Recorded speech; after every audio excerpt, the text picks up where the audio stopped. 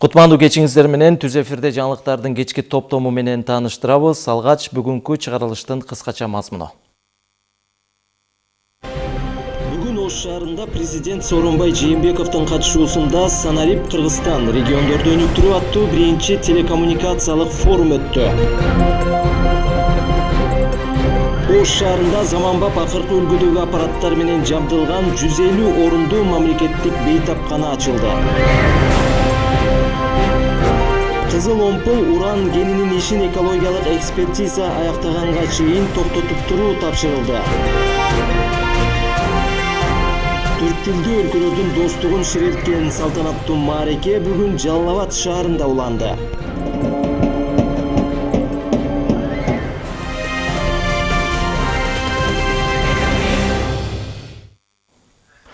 Шри-Ланкада Пасха учурунда бир нече шаарларда жардыруунун натыйжасында көптөгөн адамдардын өлүмүнө жана жабыркоосуна байланыштуу өлкө башчы Сооронбай Жээнбеков Шри-Ланканын президенти Майтрипала Сирисенага көңүл айтты. Шри-Ланканын шаарларында жардыруулардын натыйжасында көптөгөн адамдардын курман болгондугу тууралуу кабарды терең кайгыруу менен кабыл алдым. Кыргыз Республикасынын элинин атынан жана жеке өзүмдүн атымдан бул жардыруунун кесепетинен каза болгондордун туугандарына жана жакындарына көңүл айтып, бардык тарткан адамдардын айыгып кетүүсүн каалайм деп белгиленген мамлекет башчысынын көңүл айтуу телеграммасында.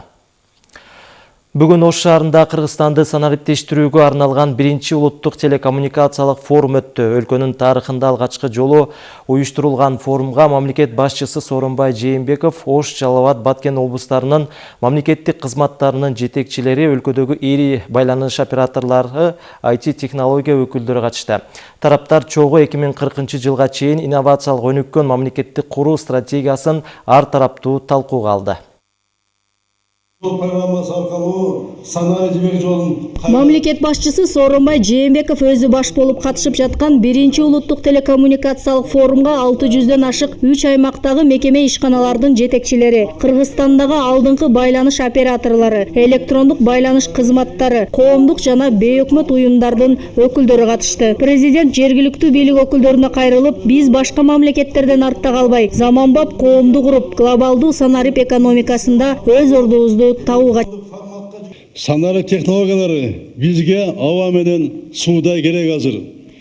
Мамлекеттик кызматкерлер, ишкерлер, коом муну толуганда түшүнүшү керек. Мунсуз өлкө өнүкпөйт. Сиздерге белгилүү болгондой, Коопсуздук кеңеши Санарип Кыргызстан 2019-2023 санариптик трансформациялоо концепциясын бекиткен. Аны ишке ашыруу боюнча жол картасы иштелип чыкты. Ага ылайык глобалдык процесстен артта калбоо үчүн 2019 аягына чейин төмөнкү милдеттер кынтыксыз аткарылышы керек. Түндүк системасы аркылуу керексиз процедураларды жана справкаларды жокко чыгарууну талап кылам. Анын натыйжасында кошумча маалыматтар жана документтерди талап кылуу токтойт. Мамлекеттик органдар жана жеке сектор документтерди электрондук форматка алмашат. Мамлекеттик органдар, жергиликтүү өз алынча башкаруу органдары жана бизнес түзүмдөр түндүк системасы аркылуу гана иштешет. Өз ара иш аракеттеринде кагазды колдонууну токтотушат.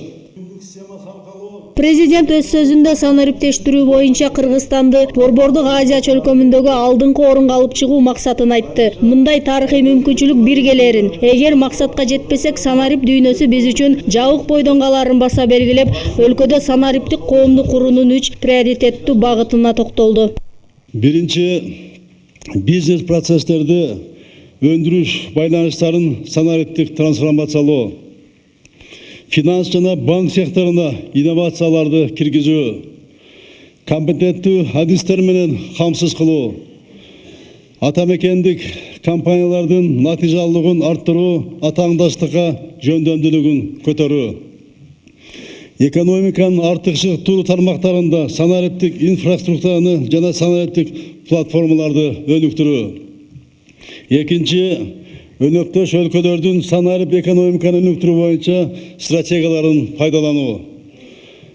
Евразиялык экономика биримдиктин 2025 санарип күн тартибин колдонуу. bir алқақ, bir жол программасы арқылы санарип жібек жолын қайра жандандыру жана регионалдық санариптік инфраструктураны өнүктүрүү боюнча эл аралыктагы башка демилгелерди колдоо. Үчүнчү, санарип технологияларды өнүктүрүү, аларды иштеп чыгууда тоскоолдуктарды азайтуу. Бул багыттарды ишке ашырсак, жеке сектор үчүн сатуу рыноктарын кеңейтүү, товарлардын жана кызмат көрсөтүүлөрдүн жаңы түрлөрүн түзүү жана глобалдык өндүрүш байланышына катышууга мүмкүндүк алабыз. Мамлекет башчысы баса белгилегендей, санариптештирүү анын президенттик ишинин артыкчылыктуу багыты болорун. Ошондуктан ал бул чөйрөдөгү бардык маселеге кылдат көңүл бурарын белгилеп, жакында эле мамлекеттик каттоо кызматы тармагындагы тендерге байланыштуу окуяга токтолуп, мындай абал эл аралык коомчулукта талкуу жаратып, өлкөнүн аброюна көлөкө түшүрөрүн, аны тыкыр иликтөөгө, шашылыш жыйынтык чыгарбоого чакырды. Мына жакында эле Кыргыз тармагында тендерге байланыштуу жооптуу кызматкерлер кармалды. Бул коомдо абдан мындай резонанс жаратты. Мен коомчулуктун ой пикирине чоң сый-урмат менен ар дайым мамиле кылам, ага реакция кылам. Биздин билесиздер жарандык коом абдан күчтүү, жарандарыбыз мамлекеттик маселелерге кайдыгер мамиле кылбагандыгы бул бир жакшы көрүнүш. Бул биздин мамлекеттин өнүгүшүнө абдан жакшы таасирин берет. Бирок тендердин айласында көп талаш-тарыштар мына жүрүп жатат. Ошондуктан бул боюнча дагы шашылыш жыйынтык чыгарбоо керек деп эсептеймин. Силерди ошого чакырам. Бардыгы мыйзамдын алкагында болуш керек. Мыйзамдуулук баарына бирдей. Эгерде мыйзам бузулса, анда ким болбосо дагы жоопкерчиликке тартылыш керек. Президент өз сөзүндө жергиликтүү бийлик өкүлдөрүнө кайрылып, санариптешүүгө жигердүү катышып, ар бири өзү окуп үйрөнүп, андан соң жерлерде ишке ашырууга чакырды. Мамлекет башчы бул тармактагы ар бир аракетти тыкыр көзөмөлүнө алып, бул багытта мамлекеттик колдоону күчөткөнүн белгиледи. Быйыл аймактарды өнүктүрүү жана санариптештирүү жылына мамлекеттен 4 миллиард сомдон ашык каражат бөлүнгөн. Балыкчы шаарында бүгүнкү күнү муниципалдык мүлктүн электрондук реестри, шаардын электрондук картасы сыяктуу долбоорлор даярдалууда. Коопсуз шаар долбоорунун алкагында 84 видео камераларын орнотуп, атайын кырдаалдарды башкаруу борборуна кошулду. Шаар ичинде 38 километр оптоволокно кабели тартылды. Демек жерлерде жергиликтүү бийлик өз аракети менен өзгөрүүлөрдү жасаса болот. Болгону жергиликтүү бийликтин жетекчилеринин буну жакшы өздөштүрүп аракеттери керек. Мына Балыкчы шаары 49 миң эли бар. 130 миллион бюджети бар. Ошо мурунку мэринин демилгеси менен жергиликтүү бийлик ошол мэр түшүнгөндүктөн ошол жердеги мүмкүнчүлүктөрдү мобилизациялап, ишкерлердин башын бириктирип, мамлекеттик органдардын башын бириктирип, мына мен жогоруда билдирип кеткендей жетишти. Будан башка да иштерди мына баштап атат. Мына Балыкчы шаарынын өзүнүн мисалында жергиликтүү бийлик будан жакшы бюджети бар шаарлар бар. Айыл өкмөттөр бар, дотациyaдан чыккан. Мына ушуну колго алышыңар керек. Өлкөнү санариптештирүү бул жөн гана жаңы технологияны орнотуу деп түшүнүүгө болбойт. Ал мамлекеттик кызмат көрсөтүүнүн түп тамырынан бери өзгөртүлгөн жаңы ыкмасы. Анда ортодогу адам фактору жоголуп, жарандардын жашоосун жеңилдетүүгө багытталат. Натыйжада жемкорлуктун өзүнөн өзү жоголушуна шарт түзөт. Негизинен бул санариптик аймак деген санариптик системасы ишке кирүүсү пландалууда.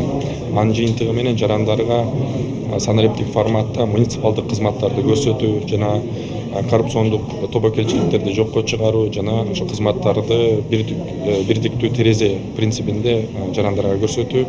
Аны менен тышкары 2019 жылдын алкагында Кыргыз Республикасында бирдиктүү жана электрондук форматта маалыматтарды сактоочу жайды куруу, аны менен бирге электрондук форматта жана төлөм жасоо мүмкүнчүлүктөрүн түзүү. Санариптештирүү багытындагы эң негизги маселе бул билимдүү адистер. Учурда президенттин башкаруу академиясында атайын борбор ачылып, жыл аягына чейин 3800 адис атайын санарип боюнча окуудан өтөт. Андан сырткары бүгүн президент ар бир аймакка бирден инновациялык мектептерди курууну тапшырмасын койду. Ал мектептерде информатика, математика жана чет тилдерин окутууга басым жасалат. Мындай системаны биздин ушул билим берүү тармагынан тышкары биздин саламаттык сактоо системасына да киргизилип атат. Бүгүнкү күндө ошол электрондук кезек системасы, электрондук карточка жүргүзүү, электрондук диагноздардын баягы жыйынтыктары менен алмаштыруу, электрондук лабораториялык баягы изилдөөлөрдүн жыйынтыктарын баягы жыйынтыгын жазып диагнозду коюуга окшогон нерселердин баары бүгүнкү күндө алдыңкы биздин ошол оорукана клиникаларда киргизилип атат. Президент жергиликтүү бийлик өкүлдөрүнө аймактарды өнүктүрүүдө санариптештирүүгө эң негизги көңүлдү бурууга чакырды. Аны ишке ашырууда мамлекеттик кызматтар менен жарандык коом, IT тармагындагы өкүлдөр тыгыз кызматташуусу керек. Бүгүнкү форум тараптардын натыйжалуу ишмердүүлүгүнө ыңгайлуу шарт түзөт. Мы хотели бы в этом году перед началом года Бүгүнкү күндө бүт дүйнө жүзү сыяктуу эле Кыргызстандын жалпы санариптик коомго аттуу маселеси турат. Санариптик трансформация процессинде мобилдик операторлордун ролу абдан чоң. Бул форум алгачкы жолу өтүп жатат. Болгондо да аймактарды өткөн өтө маанилүү эмеспи? Форумдун алкагында байланыш тармагынын өнүктүрүүнүн учурдагы перспективалары, телекоммуникация тармагына мамлекеттик колдоо көрсөтүү чаралары талкууга алынды. Санариптештирүү процессинде эң негизги талап мобилдик операторлорго ылдам өз түйүндөрүн өнүктүрүү жана 5 жыл ылдамдыкта интернетти жайылтууга аракеттенишибиз зарыл. Форумга Кыргызстандагы эң негизги ири мобилдик байланыш кызматтары катышты. IT компанияларынын өкүлдөрү өлкөнү санариптештирүү жараянында мамлекет жетекчисинин колдоосу жана саясий эрки чоң мааниге ээ экенин белгилешти. Алар бүгүнкү өз ара пикир алышуусун жана бүгүнкү иш-чарага президенттин катышып жаткандыгын, мамлекет башчысынын саясий эрки бар экенин далилдегенин айтышат. Ошондой эле президенттин өлкөнү санариптештирүү саясатын колдоого аларын билдиришти. Мы, безусловно, поддерживаем цифровую трансформацию. Кыргызстанда санариптештирүүгө президенттин саясий эрки жетет. Аны биз бүгүн байланыш операторлору баарыбыз сездик. Анткени форумга өзү келип, коомдогу бардык тараптар менен ачык саясатты талкуулаганы бул мамлекет башчынын алга багыты, тактыгынын далили. Биз президенттин өлкөнү санариптештирүү боюнча демилгесин колдойбуз. Ал үчүн мобилдик операторлор болгон күчүбүздү жумшайбыз. Себеби биздин негизги максатыбыз да жарандарга ыңгайлуу, жеңил, арзан шарттарды түзүү. Учурда биздин компанияда мобилдик сатып алуу, мобилдик төлөм аткаруу жана башка көптөгөн кызматтар жарандарга жеткиликтүү. Электрондук соода саттык, инновациялык кызматтарды өркүндөтүүнү улантабыз. Биздин компания жарандарга мыкты кызмат көрсөтүүгө болгон мүмкүнчүлүгүн жумшайт. Ошондуктан биз Кыргызстандын президентинин санариптештирүү саясатын толук колдоого алабыз. Бул форумда тараптар алдыбызга так максаттарды койдук. Эми кандай форумдарды дагы өткөрүп, анын ишке ашуусун талкуулап туралы. Президент Сооронбай Жээнбековдун бүгүнкү телекоммуникациялык форумга келип катышып жаткандыгы анын өлкөнү санариптештирүүдө саясий эрки күчтүүлүгүн далилдеп турат. Учурда Кыргызстанда санариптешүүнүн алкагында акылдуу шаар, коопсуз шаар, бирдиктүү терезе долбоорлору аймактарга чейин жетип натыйжалуу иштеп жатат. Мамлекеттик фонддун жерлерин дагы ижарага берүүдө, конкурстарды өткөрүүдө, анын мөөнөттөрүн белгилөөдө дагы электрондук форматка өтүп, ошол айылдын тургундары интернет аркылуу аукциондорго катышып, ошол жерлерди утуп, жана ошондой эле ошо базада баардык мамлекеттик фонддун жерлери боюнча маалыматтар болот. Кайсыл мөөнөткө берилген, анын төлөмдөрү кандай жүрүп атат, баардыгын ошол интернет аркылуу көрүп, иш жүргүзөбүз. Бул өтө эл үчүн, калк үчүн ыңгайлуу шарт болуп эсептелет. Бүгүнкү айтылган талаптар же болбосо президентибиз койгон демилгелер өтө туура. Биз өтө колдойбуз, биз ошого аткарууга же болбосо аракет кылууга милдеттүүбүз. Форумдун жүрүшүндө президент Сооронбай Жээнбеков Кыргызстандагы ири байланыш операторлору тарабынан даярдалган көргөзмө менен таанышты. 2019-2023 жылга чейинки санариптик Кыргызстан концепциясында жакынкы 3 жылда Кыргызстанда санариптешүүнүн жемиши билинет. Ал эми өлкөнүн туруктуу өнүктүрүү стратегиясына ылайык 2040 жылга чейин Кыргызстан бүт тармактары санариптешкен өнүккөн мамлекеттердин катарына кошулууга умтулууда. Зинат Ибраимова, Ислам Майрамбеков, Уларкай Назаров, ЛТР, Ош шары. Ош шаарында 150 орунду мамлекеттик бейтапкана ачылды. Оорукана заманбап акыркы үлгүдөгү аппараттар менен жабдылып, Кытай тараптан бөлүнгөн 23 миллион 800 миң доллардык грантка курулган. Мекеменин ачылыш аземине президент Сооронбай Жээнбеков катышып, башкы милдет калкка сапаттуу медициналык кызмат көрсөтүү үчүн ооруканаларды заманбап жабдуу адистерди даярдоо керек экенин баса белгиледи. Мындан сырткары өлкө башчы Ош шаарында жаңы ачылган кыргыз-түрк ооруканасынын иши менен таанышты. Теманы кабарчыбыз улантат.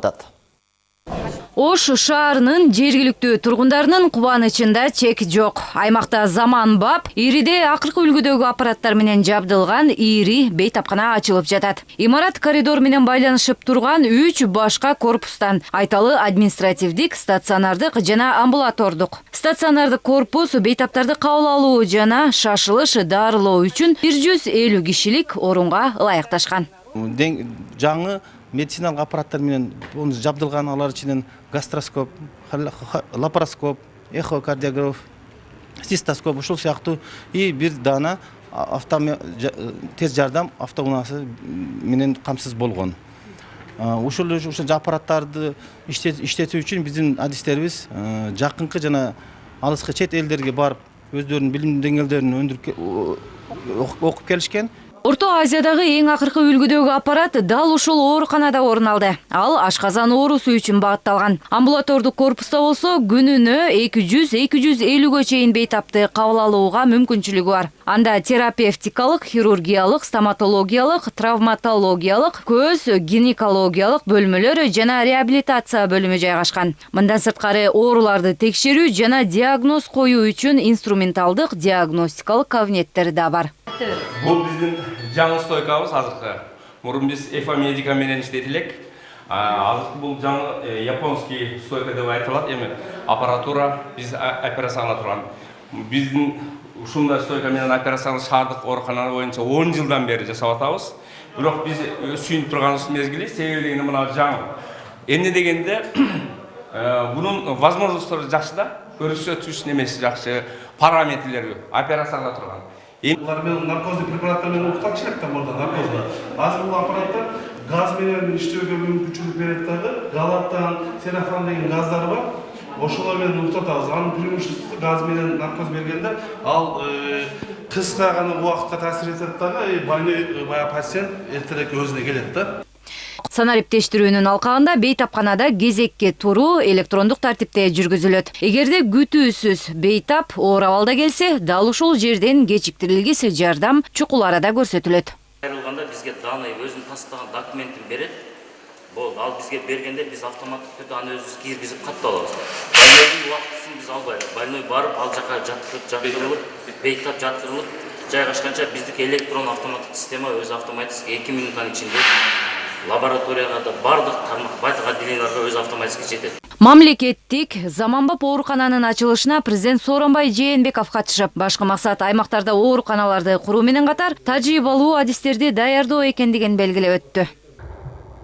Мына бүгүн биз Ош шаардык клиникалык оорукананын жаңы заманбап комплексин мына ачып атабыз. Мага берген маалыматтар боюнча бул клиника эл аралык стандарттарга жооп берген, эң мыкты жабдуулар менен жабдылган. Биздин элибизге жогорку сапаттуу, ар тараптуу кызмат көрсөтө турган жакшы клиника болот деп мына мен окудум. Бул клиника буюрса биздин аймакта жашаган элибизге абдан жакшы шарт түзөт. Эми ичинде билесиздер, буга чейин Бишкекке барып, башка өлкөлөргө барып, убарып алып, каражаттарды кетирип барган биздин мекендештерибиз аз эмес, абдан көп. Мына бүгүн мына ушундай клиника мына түшүп атканына мен да абдан кубанычтамын. Дени сак өлкө, дени сак улут мамлекеттин өнүгүүсүнүн негизи. Калкка сапаттуу медициналык кызмат көрсөтүү үчүн ооруканаларды заманбап жабдуу, адистерди даярдоо башкы милдет. Саламаттыкты сактоо системасында ырааттуу чечиле турган көйгөйлөр көп экендигин белгилеген өлкө башчы бул тармакка Германияга болгон расмий сапардын алкагында бир катар макулдашууларга жетишилгенин эске салды. кадр тәрбиелегенге, саламаттык сактоо тармагына иштеп аткандарга шарт түзгөнгө мына аракеттер болуп жатат. Билесиздер, жылда айрыкча саламат сактоого жана билим берүү тармагына каражаттарды бюджеттен көбөйтүп атабыз. Көбөйтүп, бир эле сырттан келген каражаттар карабастан. Мына бир мисал 19 жылы 19 миллиард 600 миллион сом каралды. 17 караганда 1 миллиард 200 миллион сомго мына каражат көбөйдү. Бейле буну карабастан биз инвестиция тартуу боюнча дагы мына иштерди жүргүзүп жатабыз. Кеше эле мен Германияга барып келдим. Барып, ал жерде жетекчиликтер жолуп, Баварияда болуп, 10 келишимге кол койдук. Ошонун ичинде 21 миллион еврого перинаталдык биздин системаны жакшыртуу боюнча, жолго коюу боюнча. Ош, Бишкек, Таласта ошондой борборлорду салуу боюнча, энелерге, балдарга медицина кызмат көрсөтүүнү жакшыртуу боюнча мына 3 борбор салынат буюрса. Мына ошондой инвестиция тартуу боюнча дагы маселе иштеп атабыз үстүндө. Буюрса, мен жана айтып кеткендей, саламат сактоо менен билим берүү тармагына мамлекет тарабында көп көңүл бурабыз. Мындан сырткары өлкө башчы жаңы ачылган кыргыз-түрк эл аралык госпиталдын иши менен таанышты. Бейтапкана 3000 чарчы аянтка курулуп, 70 бейтапка ылайыкталган. 3 кабаттуу оорукана эл аралык стандарттарга шайкеш. Курулушу, техникалары жагынан гана эмес, дарыгерлер жогорку даражадагылар.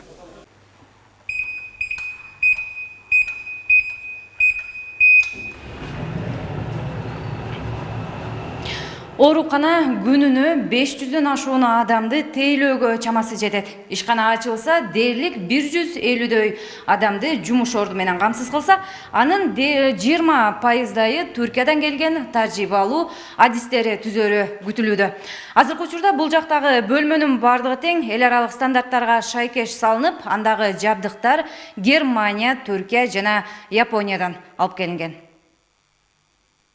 Түркиялык дарыгерлердин бири хирург Тахир Мырза. Анкарадагы Гүлхане жогорку окуу жайындагы аскер медициналык факультетте академик профессор. Бул тармакта 40 жылдай тажрыйбасы бар. Мейли рак, грыжа сыяктуу олуттуу делген оору болбосун, операция жасоо колдон келет. Мындай мол тажрыйба менен Кыргызстандагы кесиптештерине бөлүшүү Тахир Мырзанын башкы максаты.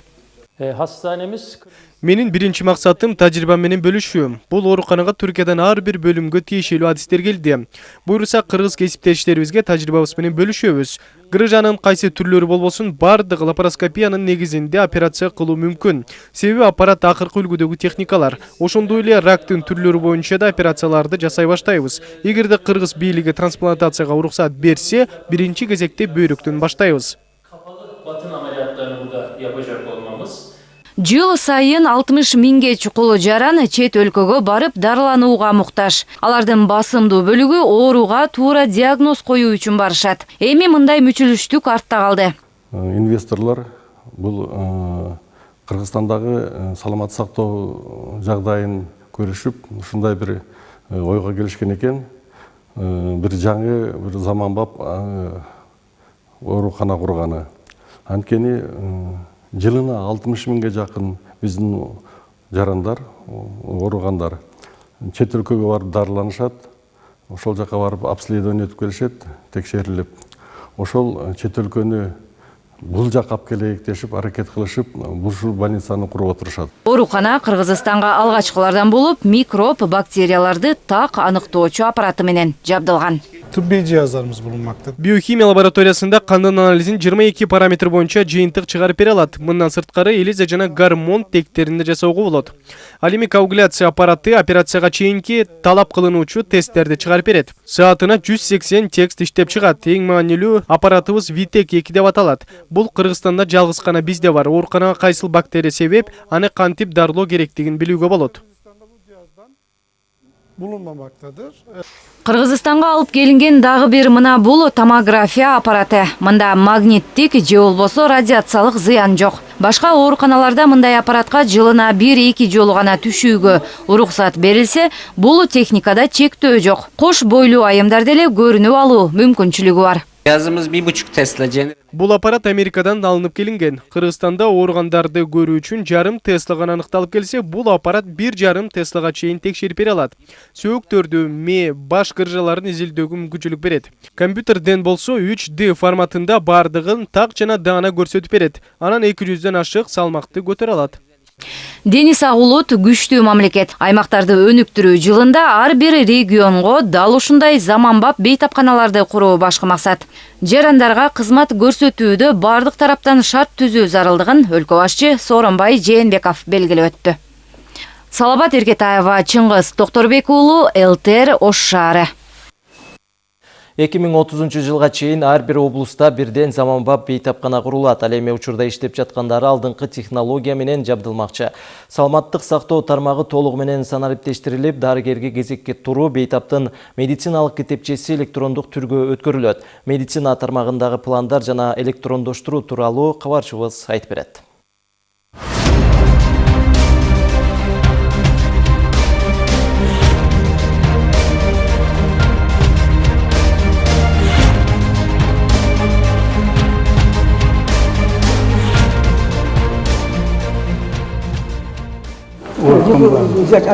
Борбордогу номер 8-үй бүлөлүк дарыгерлер борбору 62400 жаранга медициналык кызмат көрсөтөт. Элдин саны көп болгондуктан кезек күткөндөр да арбын болчу. Мында электрондук кезекке туруу системасы киргизилгенден бери иш бир топ жеңилдеген. Мурдагыдай ызы-чуу болгон кезек талаш жок. Бейтаптар телефон же электрондук дарек аркылуу дарыгерлерге жазылышат да саатында эле ооруканага баш багышат. Бирок дагы деле бул системага көнбөй келип алгандар бар. Аларды каттоо жайынын кызматкерлери кезек тактасына киргизип, ак халатчандардын бош сааттарына жазышат. Кээ бир биздин жарандар билбегендер же болбосо бизге көчүп келгендер электронный запись экенин билбей келип алышат. Алар в порядке очереди кирип атышат. Бирок кээ бир инсультка подозрение болгон, травмасы менен же болбосо жогорку температура менен келген биздин больнойлорубуз очереди жок эле врачтарга киришет. Алар вне очереди помощь алышат да. Номер 8-үй бүлөлүк дарыгерлер борбору санариптештирүүнү сынамык иретинде баштаган. Ийгиликтүү ишке ашууда. Анткени мында компьютер, интернет жеткиликтүү. Адистер жарандардын маалыматтуулугун жогорулатуусу үчүн атайын маалымат китепчелери чыгарылып, ооруканага тийиштүү аймакка таратылган. Ушу тапта элдин 90%дан ашууну электрондук катталууга өттү. Муну менен убактысына карап бейтаптар 2 жума мурун катталып койсо да болот.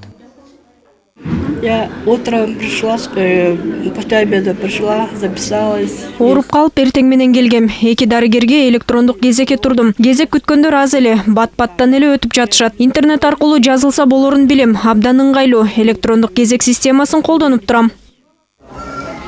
Саламаттык сактоонун санариптешиши дарыгерлердин да ишин жеңилдетет. Эми бардык жарандардын медициналык китепчелерин электрондоштуруу көздөлүүдө. Ал үчүн ар бир китепчени базага киргизүү керек. Андагы маалыматтардын купуялуулугу сакталат. Бейтап менен дарыгердин гана окуганга мүмкүнчүлүгү болот. Бул өз кезегинде кагаз иштерин жоюп, маалыматтардын жоголуп кетүүсүнөн сактайт. Ишке ашыруу үчүн 8-үй бүлөлүк дарыгерлер борборунун адистери окутулууда. Мындагы тажрыйба эске алынып, алдыда санариптештирүү борбордогу номер 4-үй бүлөлүк дарыгерлер борборуна киргизилмекчи. Сейчас эта модель отрабатывается в Тонском, Тюбском районе, в Житоогузском районе. Электрондоштурууга өтүү менен бейтап тиешелүү кагаздарын колго алып жүрбөйт. Электрондук түрдө качан кайсы дарыгерге кайрылганын, кандай дары-дармектерди алганын көрө алат. Ушу тапта электрондук система Ысык көлдүн Тоң, Түп, Жетөөгүз районунда да сынамык иретин иштеп баштады. Жыл соңуна чейин Бишкекти толук камтуу көздөлүүдө. Ишке ашыруу үчүн болжолдуу түрдө 91 миллион сомго жакын каражат керектелет. Саламаттык сактоонун санариптешиши менен бейтаптар менен дарыгерлердин ортосундагы жашыруун сүйлөшүүлөр, тааныш салып кезексиз көрүнгөндөр жоюлат. Бул өз кезегинде жемкорлукка да бөгөт коет. Аталган электрондук системаны ата мекендик IT адистер иштеп чыккан. Программа онлайн режимде иштейт, приписанное население, биякта пациенттердин данныйларын врачтар киргизип коет. Биринчи бияктан онлайн мен пациент деген ссылка бар, ошол ссылканы басып туруп, пациентти базадан биринчи таап алышат. Саламаттык сактоо тармагынын негизги максаты калкка жеткиликтүү жана сапаттуу медициналык кызмат көрсөтүү. Ал үчүн жерлердеги ооруканалар заманбап талапка шайкеш келиши керек. Ушул тапта Оштогу бейтапкана гана облустук деңгээлдеги стандарттарга туура келет. Калган бир дагы Дубандагы эмкана шайкеш эмес. Мындан улам атуулдар Ош жана Бишкек шаарындагы бейтапканаларга көрүнүүгө келишет. Жарандар жашаган жеринде же жакын аймакта сапаттуу медициналык кызматты алуусу үчүн ар бир облуска бирден жаңы заманбап оорукана салуу максатталууда. Ал 2019-2030 жылдарга карата дени сак адам гүлдөп өнүккөн өлкө программасынын алкагында ишке ашмакчы.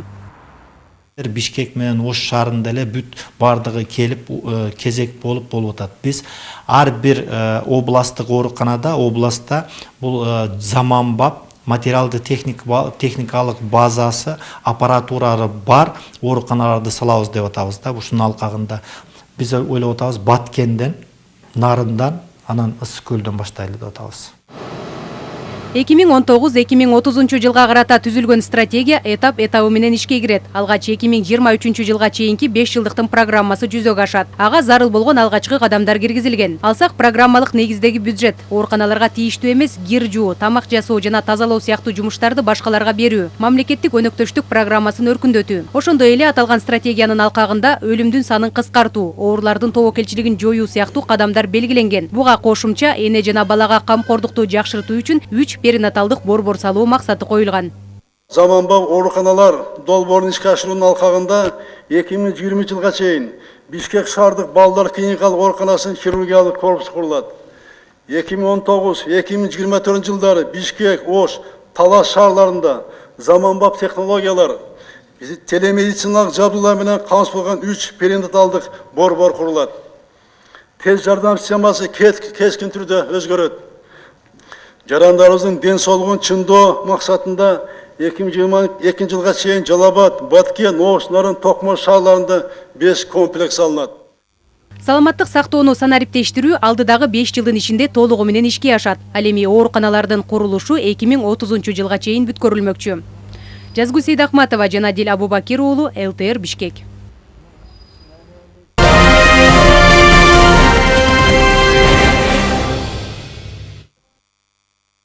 Ысык көл облусунун Тоң районунун жана Нарын облусунун Кочкор районунун аймагында жайгашкан Кызыл Омпол уран кенинде иликтөө гана иштери жүрүүдө. Лицензия 2020 жылга чейин иликтөөгө жана берилген. Буга карата атайын өкмөттүк комиссия иш алып барууда. Таш булактагы уранды иштетүүдө экологияга зыян келтирбей турган ыкма колдонуларын адистер айтышат. Уранды иштетүүдө экологияга зыян тийгизбей турган ыкма колдонулат. Бул тууралуу адистер белгилешүүдө. Кенде урандын камтылышы төмөн, аны өндүрүү технологиясы гравитациялык бөлүү ыкмасына негизделет. Уран камтылган кум атайын жабдыкта суунун жардамы менен химия жана химиялык заттарсыз бөлүнүп алынат. Өндүрүштөн калган калдыктар сакталбайт, анткени кен тазалангандан кийин Карабалта тоо кен комбинатына жеткирилет. Ишкана негизинен майда кумга аралашма жаткан уранды изилдөөнү көздөөдө. Фоновый радиацияны өлчөп, ушу 8 жолду келип кетти, кийин ушу поиск кылып атканда дагы өлчөп кетти. Айтып бериш керек, берде фон өзгөргөн жок. Ошончо баягы дагы булар иштеп баягы поиск кылып атканда дагы биз ушуну дагы бир өлчөсү керек, өзгөрүү болобу жокпу деп. Эгерде өзгөрүү болсо анда влияние болбойт деп айтыш керек. Эгерде бир нерсе өзгөрө турган болсо радиация боюнча аны да биз так айтышыбыз керек. Эмнеге өзгөрдү, кандай болду деген маселени дагы так жүрүшүбүз керек. Бүгүн поиск жүрүп атат. Белгилей кетсек, азыркы тапта Кызыл Омполдун Ташбулак тоо кен участкасында 2010 жылы алынган лицензияга ылайык геологиялык чалгындоо аракеттери гана жүргүзүлүүдө. Ал эми кенди иштетүү же казуу боюнча маселе жок. Кенге чалгындоо жүргүзүп жаткан компаниянын иш аракетин мамлекеттик мекемелер аралык түзүлгөн атайын комиссия көзөмөлгө алган. Чалгындоо иштерди бир рудный телодан өткөрүштү. Бул комиссия мониторинг өткөргөндөн кийин анан кабыл алынат да, иштейби же иштебейби. Эми зыян болсо, албетте бул өзүнчө башкача чечилет да. Мен сизден биринчи суранайын, бизди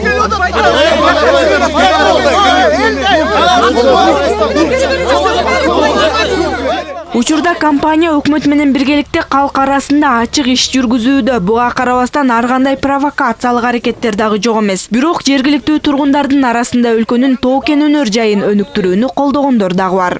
Бул нерсени тазалап алып чыгып кетсе, экологияга зыян жок болсо, эмне үчүн иштебегенге мүмкүнчүлүк жок. Ага каршы болбошубуз керек. Орто Токой айылынын тургундарынын пикири жакшы. Эмне үчүн дегенде бул Центральный Азиатский урановый компаниянын жетекчилиги барып чогулуш кылган өткөндө.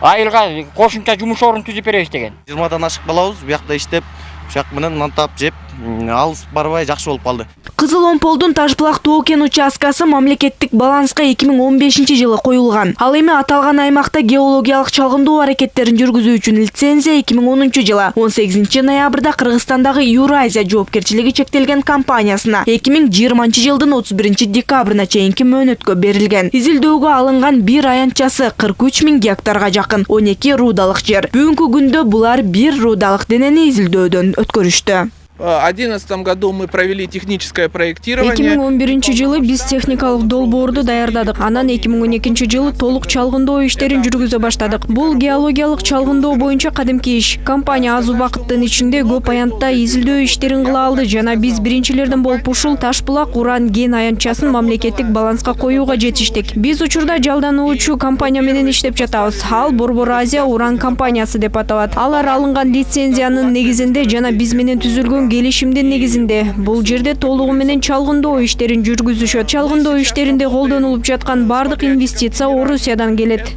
2012-жылдан тартып жалпысынан Кыргызстандагы Юразия инвесторлары геологиялык чалгындоо программаларына 271 миллион сом салышкан. Компания Тоң районунун ири жана негизги салык төлөөчүлөрүнүн бири болуп саналат. При полной загрузке этого проекта получается Бул долбоордун ишке кириши менен 220 киши жумуш менен камсыз болот. Бул бир гана Ташбулак аймагында. Ал эми Кара балта комбинатында болсо 400-450 адамга жумуш орду түзүлөт. Эмгек фонду 10 миллион сомду түзөт. Эгерде биз 2000 тоннаны кайра иштетсек, андан 2 эсеге көп болот. Бул миллиардка жакындайт. Бул жергиликтүү жалданма компаниялардын техника жана башка чыгымдардан тышкары. Чалгындоо аракеттеринин натыйжасында аталган аймакта 1632 тонна уран, 3338 тонна торий, 33800 тонна цирконий жана 4102 тонна титан магнитинин запасы бар экени аныкталган. Комиссия атайын иш жүргүзгөндөн кийин гана кен иштейби же иштебейби деген маселе боюнча чечим кабыл алынат. Кандай гана болбосун тоо кенин иштетүүгө уруксат берерде бийлик биринчи кезекте жергиликтүү тургундардын жана экологдордун пикирин угат. Бактыгүл Султанбек кызы, Бекзат Машрапов, ЛТР, Ысык Көл облусу. Кызыл Омпол уран кенинин ишин экологиялык экспертиза аяктаганга чейин токтотуп турууну премьер-министр тапшырды. Бүгүн өкмөт башчы Мухаммедкалый Абылгазиев Кыргызстандагы Юразия ЖЧКсынын ишмердүүлүгү боюнча кеңешме өткөрдү. 2018-жылдын 31-декабрында ведомстволор аралык жумушчу топ түзүлүп, анын мүчөлөрү тарабынан калк өкүлдөрү жана жергиликтүү кеңештин депутаттары менен жолугушууларды өткөрүү максатында бир нече жолу сапарлар уюштурулган. Ошондой эле лицензиялык аянттын жана кендин айланасынын табигый радиациялык фонун радиометрикалык өлчөө жүргүзүлгөн. Мен сиздерге тапшырма берем, ушул өкмөттүк комиссиянын ишин тездетип, абдан тыкап, изилдеп чыгып, ошондон кийин гана биз чечим чыгарышыбыз керек.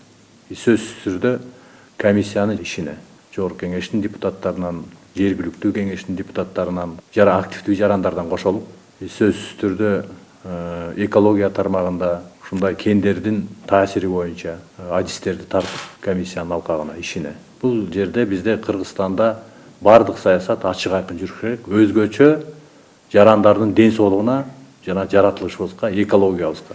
Эгерде биздин жарандарыбыздын ден соолугуна зыян келтире турган болсо, экологиябызга зыян келтире турган болсо, анда бул кенди иштетпесибиз керек. Жок, азыр технологиялардын бардыгы заманбап болот. Адамдардын ден соолугуна зыян келбейт. Жаратылышыбызга, экологиябызга зыян келбейт, бузулбайт дей турган болсок, анда башкача чечим кабыл алышыбыз керек. Азырдагы ушул комиссиянын ишинин жыйынтыгы чыкмайын, ишкана ишин толугу менен токтотуп,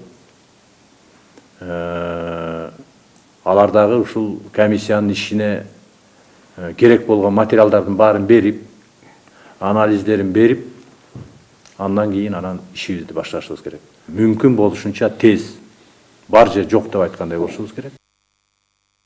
Иштин жыйынтыгы боюнча Таш-Булак Кызыл Омпол лицензиялуу аянтынын гени боюнча отчет даярдалган. Бирок уран аянтын өздөштүрүү боюнча маселелерди терең жана ар тараптуу изилдөө максатында 18 апрелде премьер-министрдин чечими менен бардык компетенттүү мамлекеттик органдарды тартуу менен кеңейтилген курамдагы ведомстволор аралык комиссия түзүлгөн. Өзгөчө адамдардын ден соолугуна жана экологиябызга кандай таасири бар? Ушуга жараша мамиле кылышыбыз керек. Биздин максатыбыз акча таап, бюджет толтуруу эмес. Бул маселелерде эң биринчи маселе болуп бул экология маселеси болуш керек. Муну баардыгы түшүнүш керек. Жарандарыбыз кандай ойлосо, кандай ушундай тынчсызданса, мамлекеттик кызматкерлер дагы жаратылышыбыз үчүн, өзүбүздүн ден соолугубуз үчүн ошондой эле тынчсызданабыз. Каныбек Ботубаев өкмөттүн аппарат жетекчисинин биринчи орун басары рангындагы өкмөттүн чек ара маселелери боюнча атайын өкүлү болуп тайындалды. Тиешелүү буйрукка премьер-министр Мухаммедкалый Абылгазиев кол койду. Башка кабарлардан 22 апрелде Бишкектеги 1 май райондук сотто кошумча нарк салыгы боюнча сот отуруму уланды. Сот күнөөлүүлөрдү суракка алып бүттү жана материалдарды изилдөөгө киришти. Сот 30 томду изилдөөгө өттү. Сот Чашмаш Промторг ЖЧКсын камералык текшерүү боюнча мамлекеттик салык кызматынын кызматкери Айнагүл Асаналиеванын көрсөтмөсүн окуду. Кошумча нарк салыкты кайтаруу иши боюнча Polaris жана Interrusтрейд жалпы суммасы $50 миллион келишимди ким менен түзгөн. Анын сөзүнө караганда, Чашмаш Промторгко камералык текшерүү 2015 жылы 30 октябрдан 2016 жылдын 8 январына чейин жүргөн. Анын чындыгы боюнча директор Ишматов жоопкерчиликтүү. Камералык текшерүүнүн жүрүшүндө Чашмаш Промторг товарларды Кытайдан импорттоп турган. Текшерүү учурунда товарлар сактоочу эч кандай складдык имарат, товарлардын калдыктары да болгон эмес. Ошентсе да импорттук товардын суммасы 915 миллион сом болгон. Ушуга байланыштуу бюджетке сатуудан түшкөн 9 миллион сомдон ашык салык төлөнгөн эмес. Сот отуруму уланууда. Бүгүнкү соттук отурумда сот иш материалдарын изилдөөнү улантты. Иш убактысы бүткөндүгүнө байланыштуу соттук отурум ушул жылдын 26 апрель күнүнө саат 14:00 жылдырылды. Кийинки соттук отурумда иш материалдарын изилдөө улантылат. Түрк тилдүү өлкөлөрдүн достугун ширелткен салтанаттуу маарике бүгүн күнөстүү Жалал-Абад шаарында уланды. 20-га жакын өлкөлөрдөн келишкен меймандар үчүн маданий иш-чаралар борбордук аянтта өттү. Шаар калкы өзгөчө маанай менен конокторду тосуп элдин биримдигин бекемделсин деген тилектер менен коштолду. Теманы аймактык кабарчыбыз Кыял Сабирахунова улантат.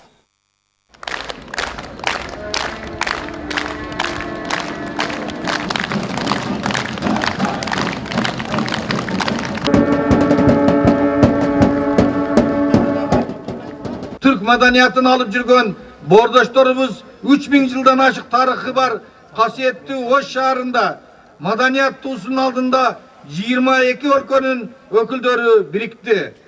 Алар түрк дүйнөсүнүн биримдигин жана маданиятын жар салып, жалпы дүйнө элдеринин ынтымакка жана тынчтыкка үндөштү.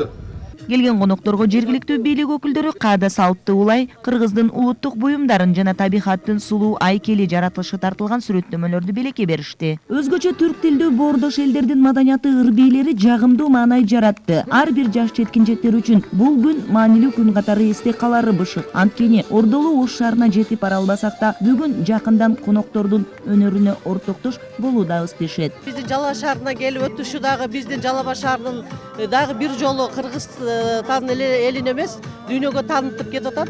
Кудай буйруса бул келип аткан иш-чарага келип аткан боордош элибиз биздин Кыргызстандын салт санасы менен, тарыхы менен биздин республикага эмес деги эле 15 республика таанымал болгон биздин курортубуздун келип көрүшү бул биз үчүн чоң сыймык. Бул иш-чара өткөрүлүп жатканда биздин Жалал Абадтык шаардык жаштарына абдан ыңгайлуу болуп жатат.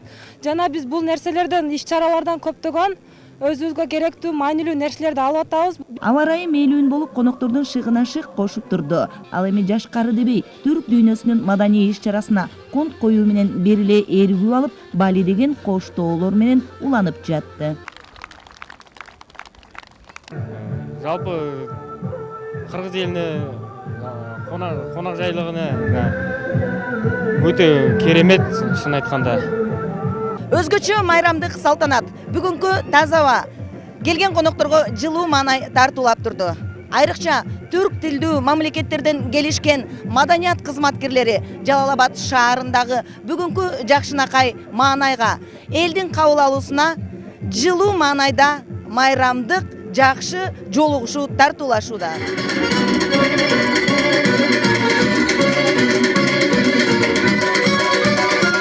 Сабирахунова, Буркан Матов, ЛТР, Жалал-Абад шаарынан.